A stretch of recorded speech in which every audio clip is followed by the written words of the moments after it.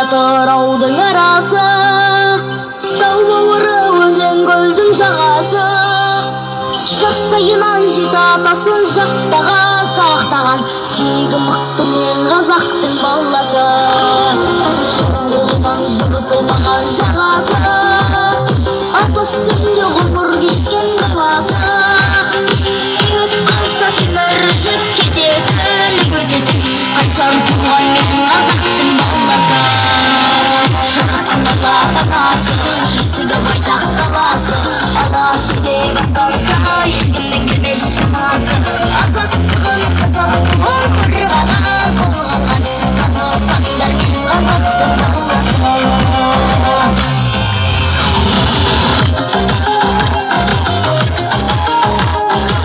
Шапалақтарыңызға, яманыңызға шапалақтарыңызға.